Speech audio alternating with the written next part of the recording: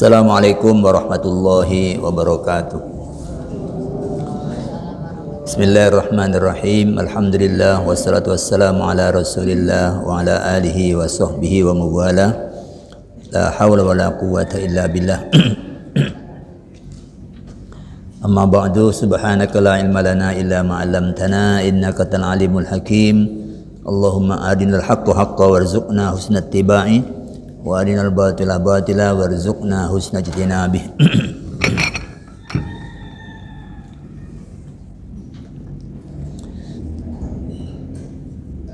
Para jamaah, Bapak Ibu sekalian rahimakumullah. Alhamdulillahirabbil alamin. Setelah kita salat subuh, pagi ini kita akan kaji tema tentang fikih hidup berpasangan. Ini bagian yang penting dari proses eksistensi manusia berada di muka bumi. Berpasangan itu adalah bagian dari sunatullah, bagian dari ketetapan Allah, bagian dari kebijakan Allah di dalam mencipta alam.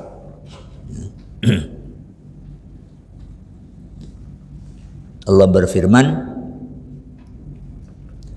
wa min kulli syai'in khalaqna zawjaini la'allakum tadhakkarun. Dan segala sesuatu kami jadikan berpasangan agar kamu menyadari.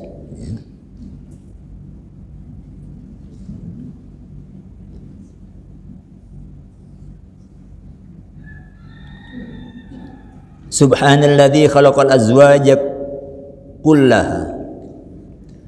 Maha suci Dia yang telah mencipta segala pasangan, atau yang mencipta pasangan semuanya. Mimma tumbitul ardu, dari apa yang ditumbuhkan bumi, ya. Wa min anfusihim, dan dari diri mereka sendiri. Wa mimma la ya'lamun, dan dari apa yang mereka tidak ketahui. Jadi berpasangan itu yang ditumbuhkan bumi itu ada pasangan-pasangan. Nabi dulu pernah berkomentar tentang orang-orang Madinah itu yang mengawinkan pohon-pohon kurma. Nabi berkomentar, kalau itu tidak mereka lakukan tentu lebih baik. Karena ini yang bicara Nabi. Orang Madinah kemudian tidak melakukan itu di musim berikutnya. Ternyata hasil panennya jelek tanpa pakai dikawinkan. Lalu setelah itu dilaporkan kepada Nabi, beliau kemudian menyatakan, antum a'lamu bi umuri dunyakum. Kalian lebih tahu tentang urusan dunia kalian. Jadi ada pasangan-pasangan. Ada yang mengawinkannya itu angin. Ada kupu-kupu atau kumbang, ya. Hingga lalu terjadi kembang biak. Kemudian pada diri mereka sendiri, kita ini ada laki, ada perempuan. Wa mimma la ya'lamun, dan pasangan-pasangan yang dari yang mereka tidak ketahui. Jadi ini adalah sunnatullah dalam mencipta dan membina alam semesta.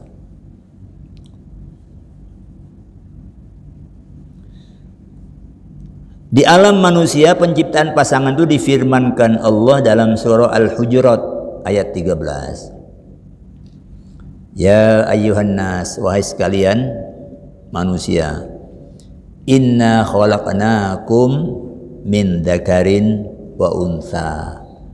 Kami telah menciptakan kalian terdiri dari laki-laki dan perempuan. Tidak ada yang tengah-tengah. Apa kalau ada yang tidak normal, oh iya, ibarat produk itu produk tidak sempurna, tapi nggak ada tengah-tengah. Walaupun dalam bahasa kita muncul istilah wandu, waria. Kalau dalam bahasa Arab itu khuntha, ya. Itu istilah yang muncul dalam kehidupan sehari-hari, tapi yang namanya hukum penciptaan itu enggak ada, ya. Itu hanya soal kelainan, ya. Kelainan. Saya dulu ketika masih kuliah punya tetangga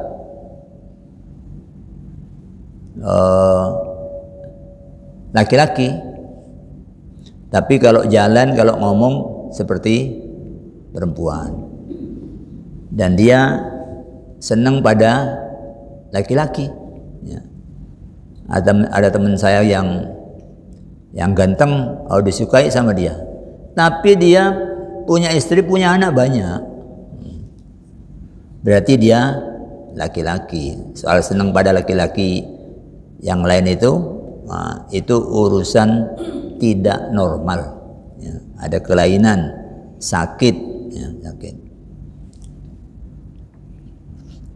Dan dalam surah An-Nisa ayat 1, ya ayyuhan nas, wahai sekalian manusia, ittaqu rabbakum, bertakwalah kalian kepada Tuhan kalian, alladzi khalaqakum, yang telah menciptakan kalian, min nafsi wahidatin, dari satu nafas, ya. Asal usul kita itu dari satu nafas. Kemudian wa khalaqa minha, kemudian dia menciptakan dari nafas yang satu ini zaujaha, dia ciptakan pasangannya. Wa batha minhuma rijalan katsiran wa nisaa, kemudian dia kembangkan dari keduanya ini laki-laki yang banyak dan perempuan yang banyak. Satu nafas, dari satu nafas dibikinkan pasangannya, lalu dari pasangan ini kemudian muncul keturunan yang banyak sampai sekarang. Kalau dulu itu enggak ada, Kebun Sari ini sepi, ya.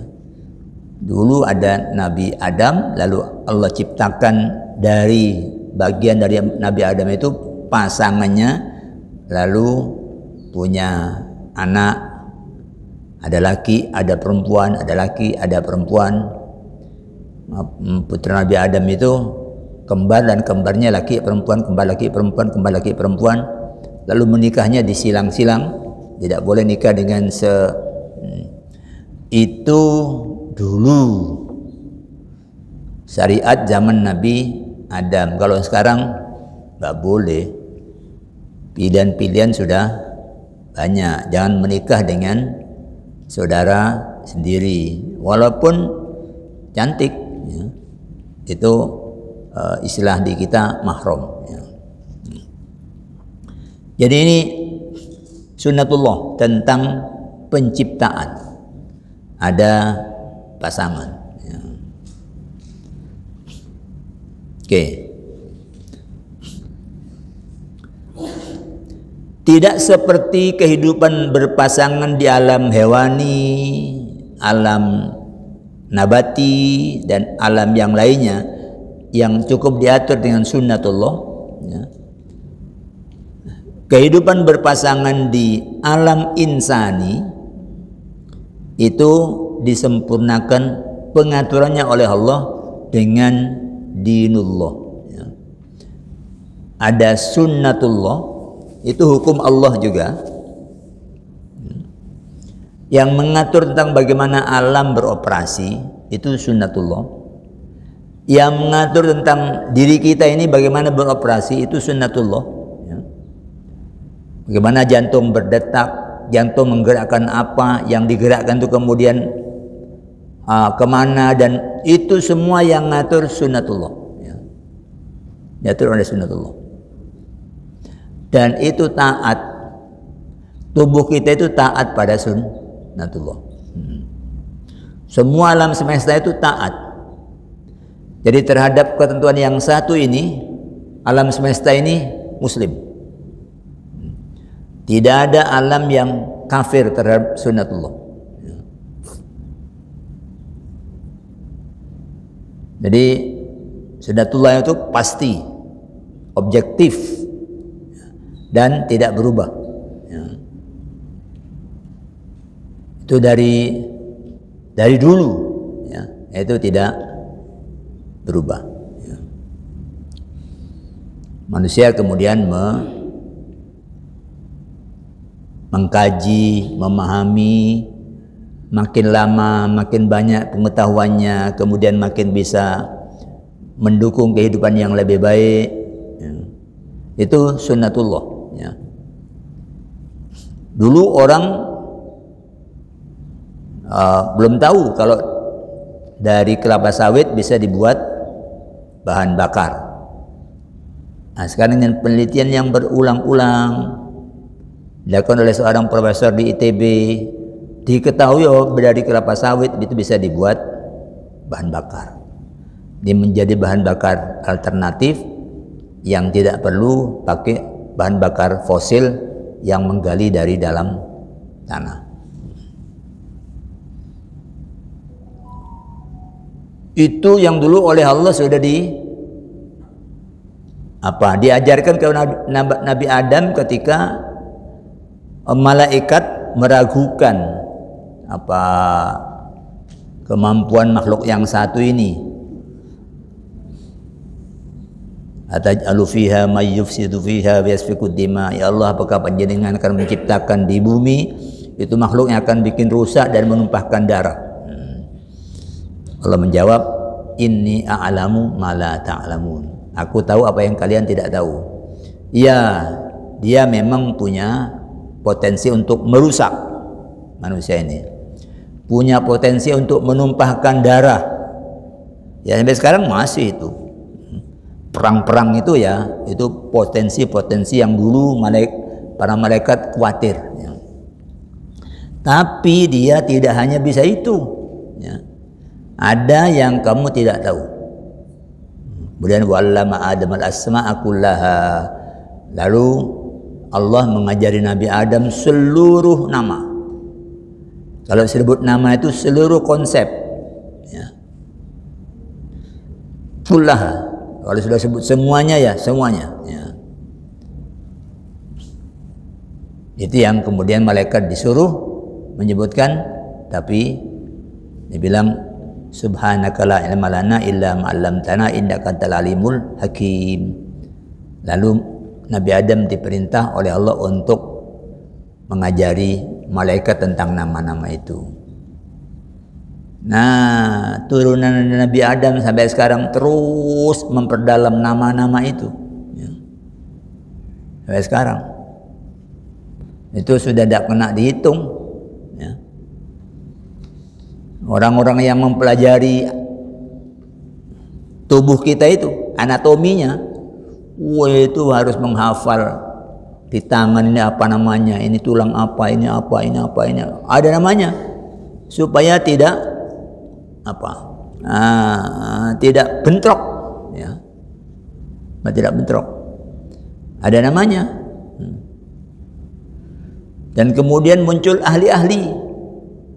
Ada yang hanya ahli urusan THT, ya. Apa itu THT? telinga, hidung, tenggorokan. Ya seputar sini aja. Itu sudah membutuhkan sekolah tahunan. Ada yang hanya mata, ada yang hanya jantung, ada yang hanya tulang, ada yang cuma saraf. Ya. Saraf. Itu baru sini, belum alam yang lain. Terus anak Adam dikasih oleh Allah tantangan-tantangan baru, dan dia belajar. Jadi Nabi Adam ini adalah manusia, ini adalah makhluk pembelajar, ya, makhluk pembelajar. Mungkin di tempat lain nggak ada yang pembelajar itu. Ya.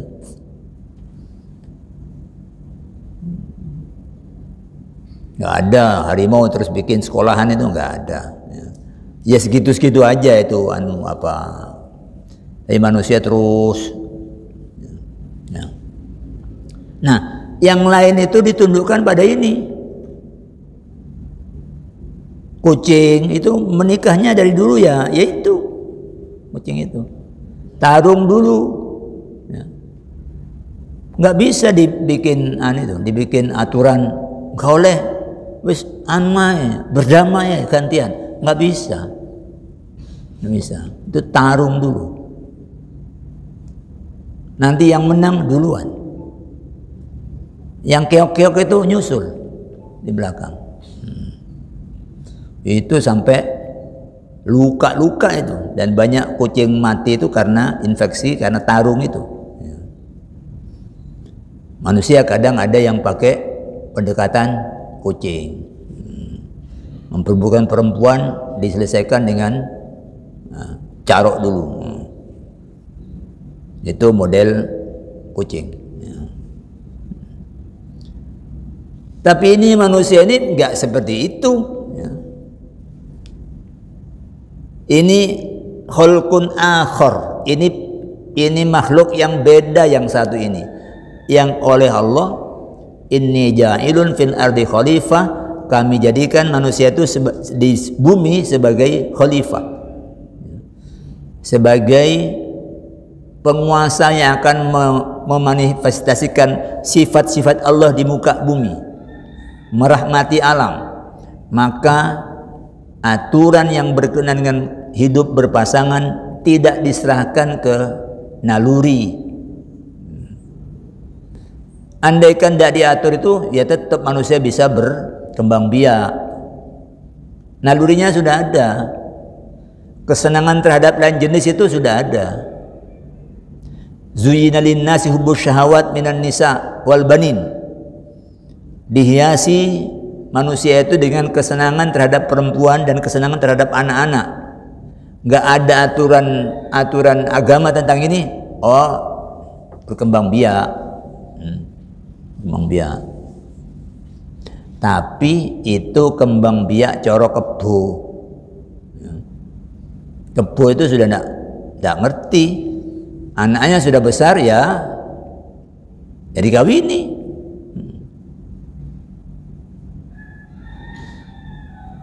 Nah, manusia yang jadi khalifah ini itu diatur tidak hanya dengan naluri itu, tapi naluri itu diperlukan, ya, diperlukan karena itu dia dorongan yang sudah bawaan, ya. Bawaan yang membuat perilaku orang ada lapar, kemudian dia makan, ada haus, kemudian dia minum. Itu naluri-naluri yang Allah. Kemudian ada libido seksual, itu naluri yang sudah ditanamkan oleh Allah. Tapi tidak cukup dengan itu. Ada aturan dinullah. Artinya manusia selaku khalifah Allah tidak cukup menjalani kehidupan berpasangan sesuai dengan rangsangan nalurinya saja sebagaimana hewan, melainkan juga ia dituntut untuk menundukkan perilaku berpasangannya itu pada garis agama Allah yang mengatur kehidupan berpasangan mereka dalam suatu hubungan yang terhormat,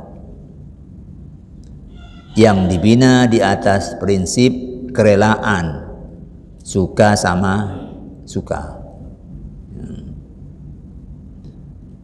Nah, prinsip suka sama suka itu dituangkan dalam akad di mana ijab itu penawaran oleh salah satu pihak disambut positif dengan qabul, penerimaan atau persetujuan oleh pihak yang lain. Jadi nggak bisa suka sama suka itu kemudian diwujudkan dalam bentuk seperti di tempat-tempat lokalisasi itu. Itu pasti terjadi dengan suka sama suka. Mbuh suka sama orangnya, mbuh suka sama duitnya. Itu terjadi suka sama suka. Kalau yang suka tidak sama suka itu yang pemerkosaan, pemaksaan, itu suka tidak suka. Tapi tidak seperti itu. Ada yang namanya pengaturan yang terhormat, di mana suka sama suka itu dikemas dalam suatu akad yang menjalin antara ijab dan qabul.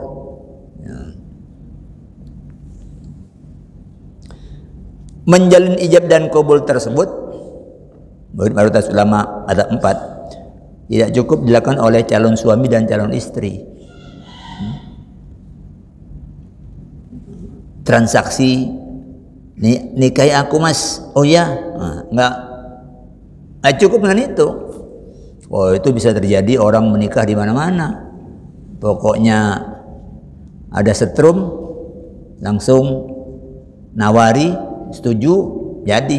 Enggak itu. Kalau itu ya modelnya kayak kucing. Ya, kucing. Jadi harus melibatkan wali.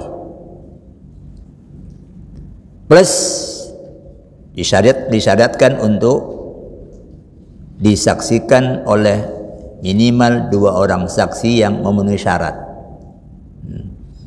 Jadi diletakkan dalam satu bentuk perjanjian yang kokoh, yang tidak hanya berdua perjanjiannya itu, melibatkan otoritas yang namanya wali, kemudian ada saksi, ya, ada saksi. Itu model kehidupan berpasangan, bagaimana memulai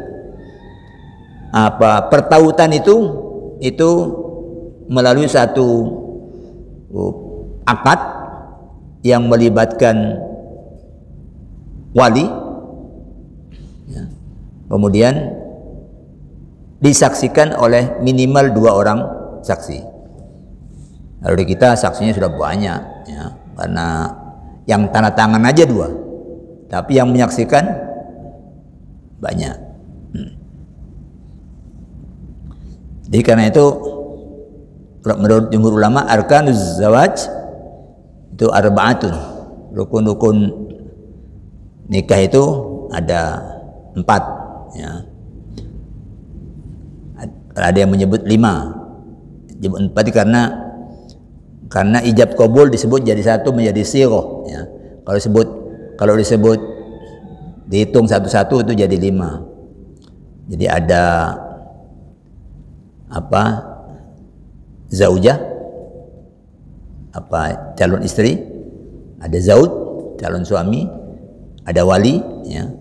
Kemudian ada ijab, ada qabul. Tapi kalau ijab dan qabul disebut sighah, ijab qabul disebut sighah, maka 1, 2, 3, 4, ya.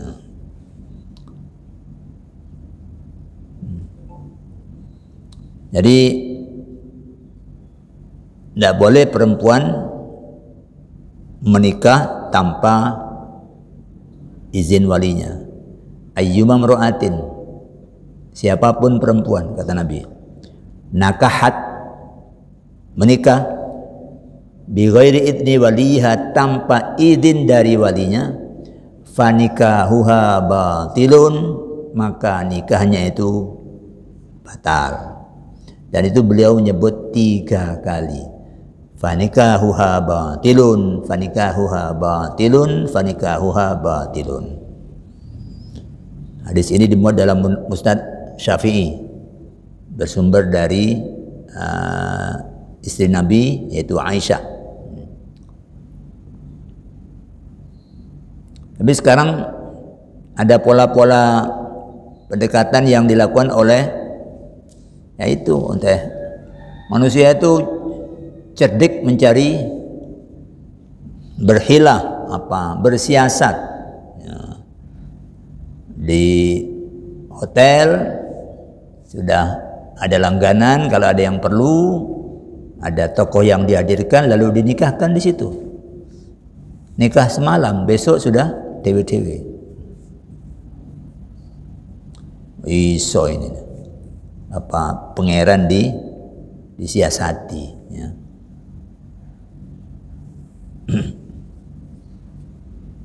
Besoknya sudah nikah lagi, ya, dengan laki-laki lain. Itu naluri itu yang diikuti, ya. Tapi sunnatullah dia yang dia taati, kecenderungannya itu. Tapi nerabas dinullah, nerabas agama Allah.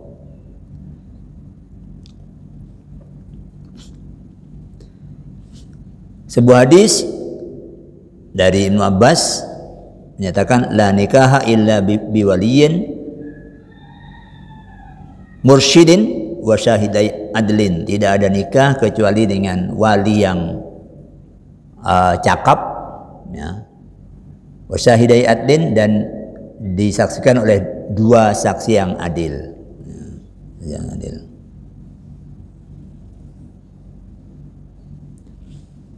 Nah, prinsip suka sama suka itu meniscayakan wali menjalin akad nikah sesuai dengan pendirian janda atau izin gadis yang berada di bawah perwaliannya. Jadi wali itu maknanya itu pelindung, penolong. Jangan menjadi wali yang kemudian menjadi pendolim atas orang-orang yang berada di bawah perwaliannya. Anak kecil, dia belum cakap melakukan transaksi di bidang kehartaan, ada wali, ya. Sehingga dia tidak sembrono membeli permen harganya 200.000, iki buli sama yang tua-tua, iki enak iki, coba-coba, oh nggih, pinten iki, 1.000, ada cilik bayar aja, kalau anaknya orang soke. Rumah tinggalan bapaknya ditawar 30 juta yo, ini kayak ada cilik, ya. Itu nggak bisa, itu dia harus ada wali. Nah, wanita juga diletakkan dalam perwalian. Kenapa? Karena urusan nikah itu melibatkan rangsangan, ya. Kalau diserahkan sepenuhnya pada yang sedang terbakar itu, ya kata Gomblo, tai kucing rasa coklat, gak popo, kapir gak popo, pokoknya. Nah, maka harus ada ini pihak yang tidak terlibat dalam rangsangan itu, yang menjadi pengimbang. Ojo, dia itu gini. Hingga bisa. Bagaimana kalau kemudian nanti itu berbeda pendapat antara wali dengan wanita yang berada di bawah perwaliannya? Ada lagi di atasnya, yaitu hakim. Perempuan ini dapat mengajukan perkara ke hakim. Saya mau menikah dengan laki yang baik yang ini, tapi waliku tidak setuju. Nanti hakim yang akan memutuskan. Wali ini mengambil sikap itu sesuai dengan mempertimbangkan kemaslahatan anak di bawah waliannya, atau dia sakar PDW. Nanti hakim yang akan memutuskan. Jadi diatur agar supaya kemaslahatan itu tidak dipimpin oleh rangsangan-rangsangan naluri, rangsangan nafsu. Maka ada dihadirkan wali. Jadi wali itu jangan hanya berpikir saya punya otoritas, tapi otoritasmu itu adalah untuk melindungi dan untuk kebaikan yang orang yang berada di bawah perwalian kamu. Jadi sebutan wali kota apa itu, sungguhnya itu mikir kemaslahatan warga kota.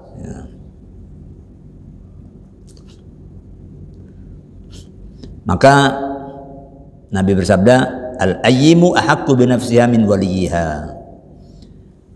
Kalau sudah janda itu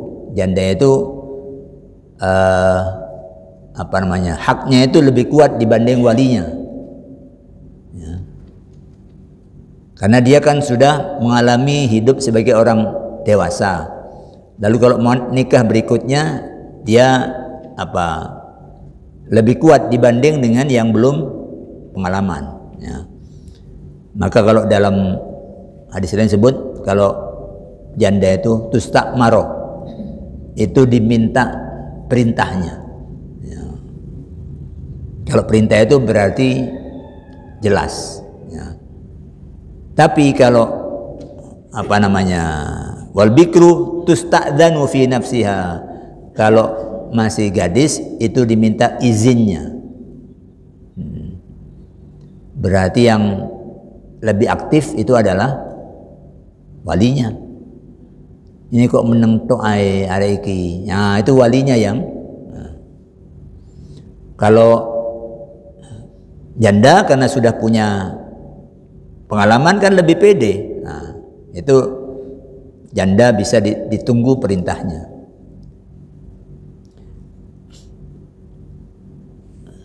Kemudian wa idnuha sumatuha. Kalau gadis itu izinnya itu cukup dengan kalau dia ditarik itu dia diam. Ya pondok, ini ada si Anunduk, orang tuanya datang ke sini.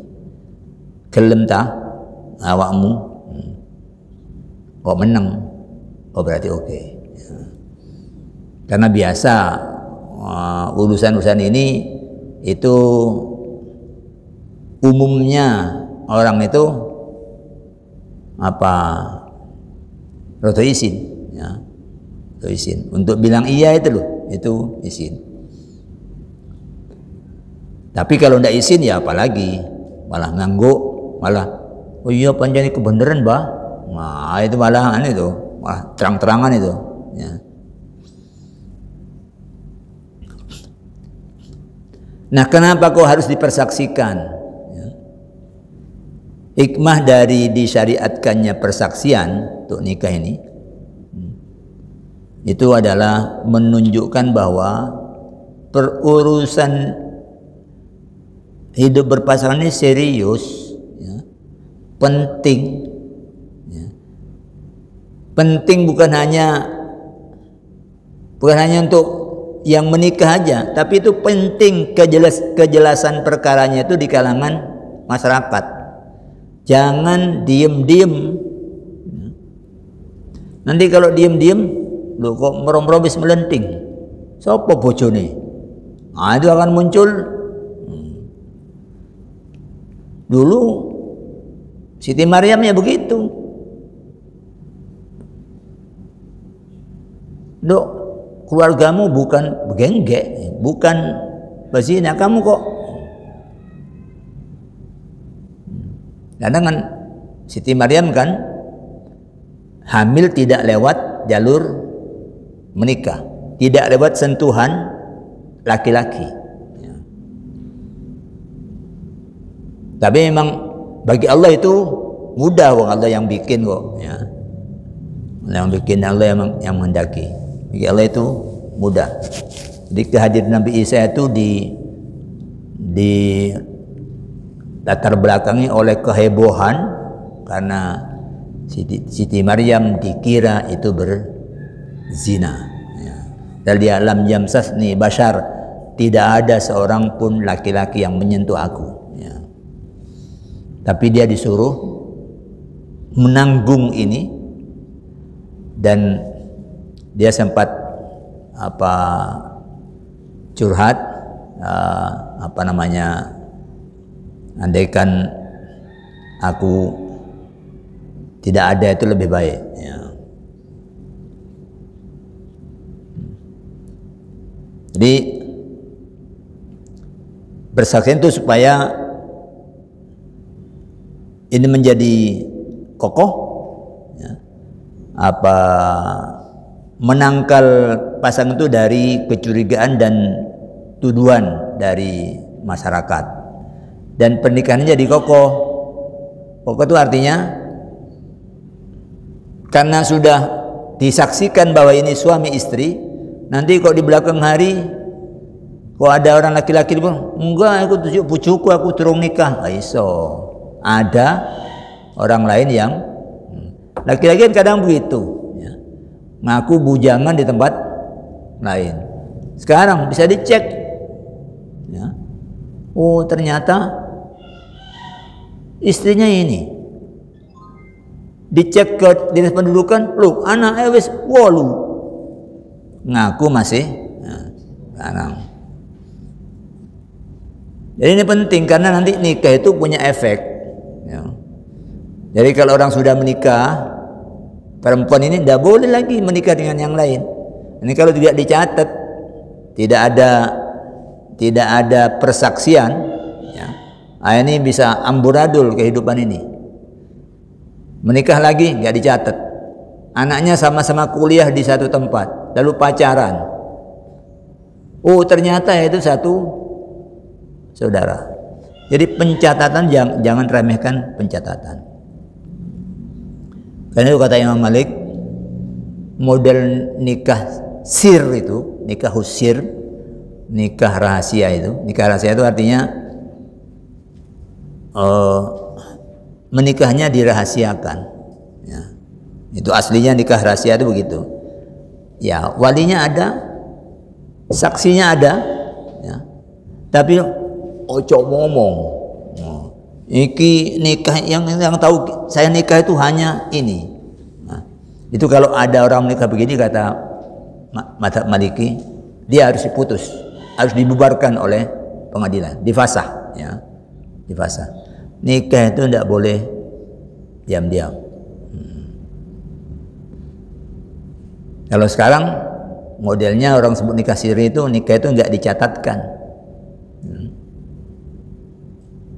Orang bilang sah secara agama, ya, tapi maksiat. Di mana maksiatnya? Maksiatnya itu adalah Allah berfirman, ya ayyuhalladzina amanu, wahai orang-orang yang beriman, atiiullah, taati Allah, atiiur rasulah, taati Rasul, wa ulil amri minkum, dan ulil amri dari kalian. Ulil amri itu gampangannya pemerintah. Nah, pemerintah sudah ngatur pernikahan itu, perkawinan itu dicatat di KUA untuk yang beragama Islam, dicatat di catatan sipil itu bagi yang tidak beragama Islam. Dicatat. Ini memilih jalan tidak pakai dicatat, dia maksiat, melanggar ketaatan terhadap ulil amri, walaupun yang melakukan itu ustadz.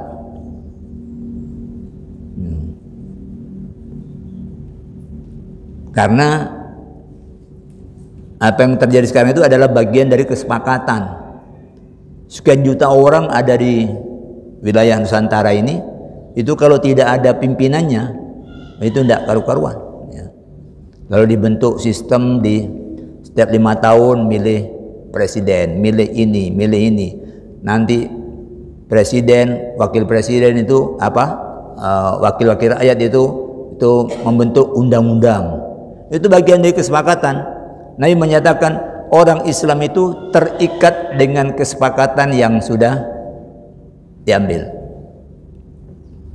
Kecuali kalau kesepakatan itu mengharamkan yang halal atau menghalalkan yang haram. Nah, ini pencatatan, bukan menghalalkan yang haram ini.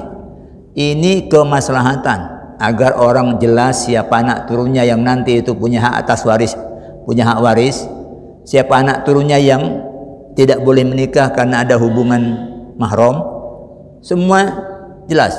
Ini maslahat. Jangan diremehkan. Meremehkan itu berarti maksiat. Ya, itu maksiat.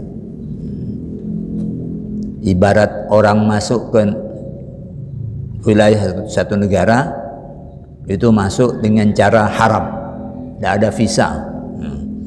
Itu maksiat itu, ya, itu maksiat. Oke. Kemudian yang kedua, pada zaman jahiliyah sebelum Islam datang, itu banyak modus perkawinan. Aisyah istri Nabi itu menarasikan bahwa ada 4 bentuk perkawinan pada zaman jahiliyah. Jadi perkawinan yang dalam rangka untuk melanjutkan keturunan dan menumbuhkan hubungan-hubungan nasab, itu di jahiliyah itu banyak modusnya. Kata Aisyah ada 4. Yang pertama itu untuk perkawinan yang tetap berlaku seperti sekarang. Itu laki-laki meminang perempuan kepada ayahnya atau kepada walinya, lalu membayar mas kawinnya, kemudian mengawininya. Ya. Itu di zaman jahiliyah sudah ada. Terus di zaman Islam dipertahankan, cuma dengan disempurnakan. Ya. Diatur siapa yang boleh nikahi, siapa yang tidak. Diatur berapa jumlah maksimalnya, itu diatur. Ya. Ada yang kedua, ya, perkawinan untuk mencari bibit unggul. Ini disebut istibda. Ya. Bagaimana bentuknya? Kana ar-rajulu yaqulu limra'atihi idza tahurat min tamsiha. Laki-laki yang model cari keturunan bibit unggul itu, laki-laki bicara kepada istrinya yang sudah selesai dari haid. Maknanya kalau wanita haid itu berarti di rahimnya tidak ada janin. Ya. Nah, ini kalau sudah bersih itu berarti di masa bersih itu kalau ada telur yang dibuahi dan kemudian jadi, itu akan jadi janin dan seterusnya. Ya. Ini bilang arsili ila fulanin, ya kamu hubungi Ustadz anu itu dek, misalnya itu, karena cari bibit unggul ini, atau dokter anu itu dek, ya, atau ahli apa itu dek. Ya. Fastabdi'i minhu, kau minta untuk bisa bersebadan dengan dia. Ini koyok anu aja, bojo dianggap koyok sapi, ya, sapi. Sama pemiliknya, itu anak sapi bagus itu, nikah, coba dikawinkan ke situ. Ya. Bojo. Kemudian selama ini dia ya'taziluha zaujuha, suaminya ini menjauhi dia, artinya tidak mencampurinya. Ya. Karena disiapkan ini untuk mendapatkan benih dari orang yang dianggap punya keunggulan. Ya. Hatta yatabayyana hamluha, sampai jelas istrinya itu hamil. Ya. Ini model jahiliyah. Fa idza tabayyana, kalau sudah jelas hamilnya itu, ya, asabaha in habba, ya suaminya sendiri ya bisa mencampurinya kalau dia mau, atau kalau tidak dia tunggu sampai lahir. Dia butuh anak dari istrinya yang sudah dicampuri oleh bibit unggul menurut pandangan suaminya. Ini model kedua, ya, model kedua.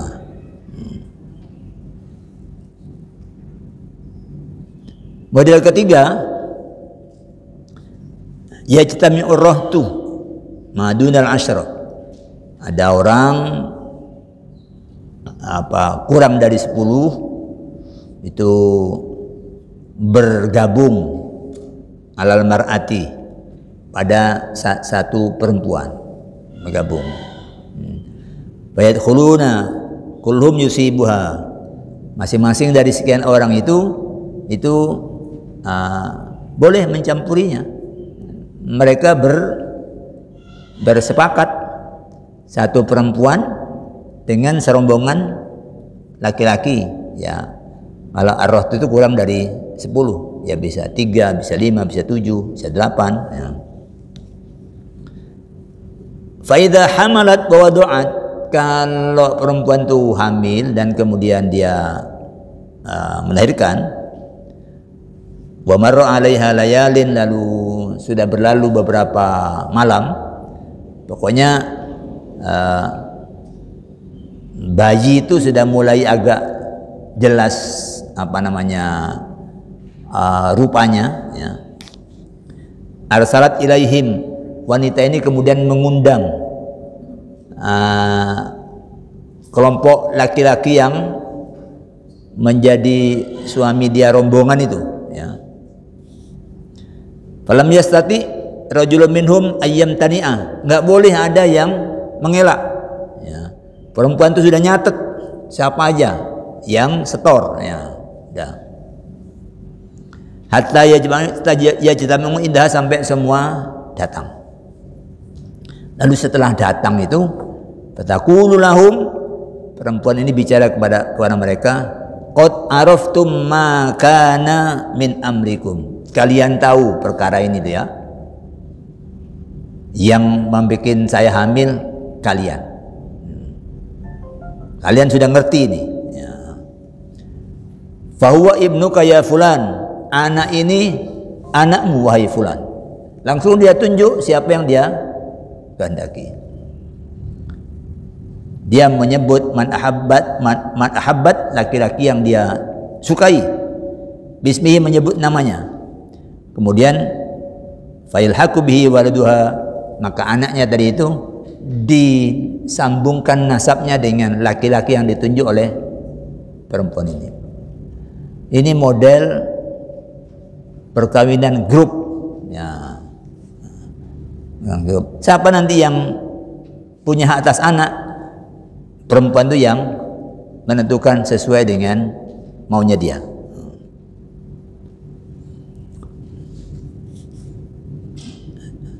Kemudian dalam model keempat, yajtami'u nasun katsirun, ini orang banyak, ya. Orang banyak yang mendatangi perempuan yang la tamtani'u mimman ja'aha, yang dia tidak menolak siapapun laki-laki yang datang. Wa ya al-baghaya, dan dia adalah wahun al-baghaya, dia adalah, mereka itu perempuan kayak begini adalah perempuan-perempuan, ya bahasa kita sekarang pelacur, ya. Dia sudah ngasih pintu, jadi perempuan begini itu ngasih tanda di pintu rumah-rumah mereka, sehingga faman aradahunna dakhala alaihinna, siapa yang tahu karena sudah ada tandanya di pintu itu, dia boleh aja masuk, mampir. Tapi faida hamalat ihdahunna wa wada'at, kalau hamil dan melahirkan, kemudian jama'ulaha, semua yang pernah mampir itu berhimpun. Untuk apa? Untuk rundingan. Siapa yang paling mirip di antara kita ini? Ya mungkin 20 orang, 30 orang, siapa yang paling mirip? Ya. Nah, nanti kalau kita sudah ketemu yang paling mirip, maka kepada yang paling mirip itu anak ini dihubungkan nasabnya dan dia tidak boleh menolak. Itu yang terjadi zaman jahiliyah. Begitu Islam datang, semua ini dirobohkan kecuali model yang pertama, dan dengan beberapa penyempurnaan tentang siapa yang boleh, jumlahnya berapa, lalu apa kewajiban suami, apa kewajiban istri, itu diatur dalam Islam. Ini yang membedakan manusia dengan yang lain. Sama dalam urusan berpasangannya, tapi beda dalam pengaturannya. Kita berada di dalam kelas makhluk yang oleh Allah dipilih sebagai khalifah, maka tetaplah menjaga agar naluri kita itu rangsangan itu ditundukkan pada pengaturan yang terhormat ini dari Allah. Jangan rusak. Jaga anak-anak kita untuk bisa tetap berada di dalam ini. Jangan sampai dia anjlok, membuat model pasangan yang sekarang marak, ya, online digunakan untuk itu. Laki-laki kawin dengan laki-laki, perempuan dengan perempuan. Wah, itu anak kita harus kita bentengi. Itu model-model yang hanya mengikuti naluri dan libido seksual belaka tanpa mengikuti aturan Allah. Oke, saya kira itu kajian kita pagi hari ini. Waktunya sudah lewat beberapa menit. Ada pertanyaan, silakan. Yeah.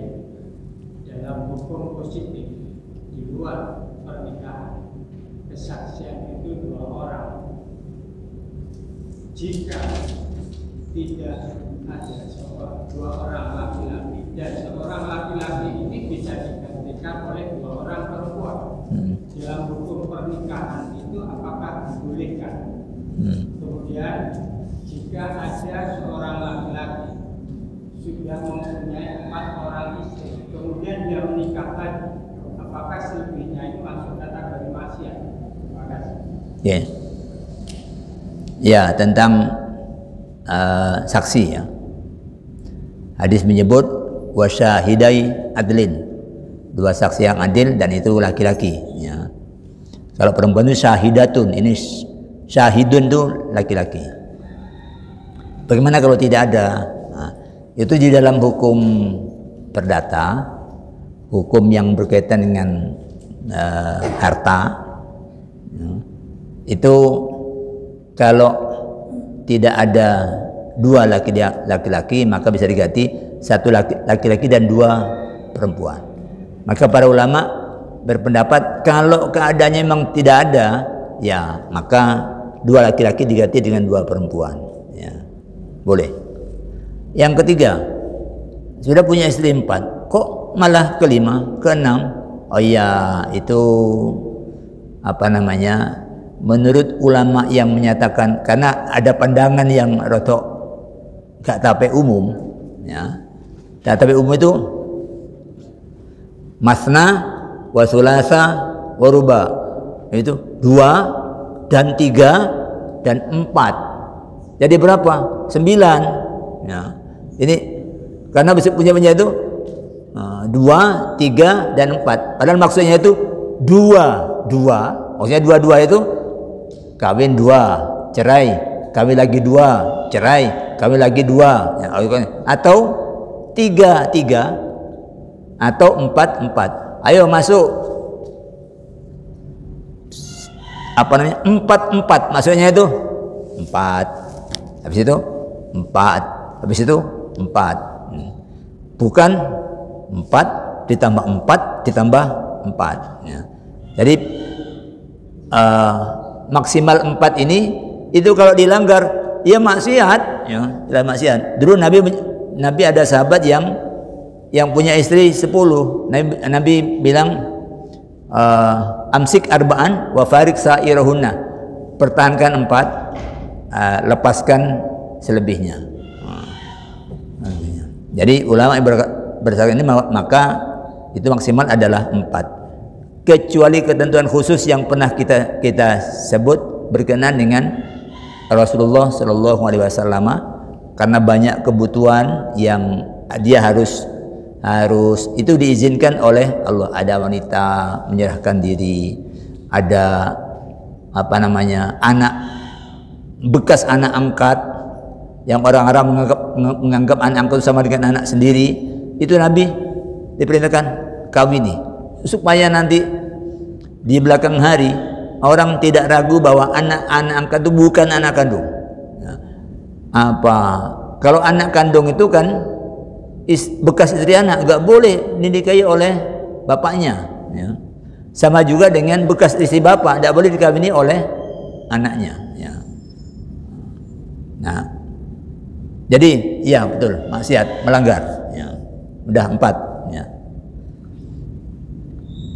Saya kira itu cukup, kita akhiri dengan alhamdulillahirabbil alamin. Aqulu qouli hadza wa astaghfirullah li wa lakum. Wassalamualaikum warahmatullahi wabarakatuh. Astaghfirullah rabbal baraya, astaghfirullah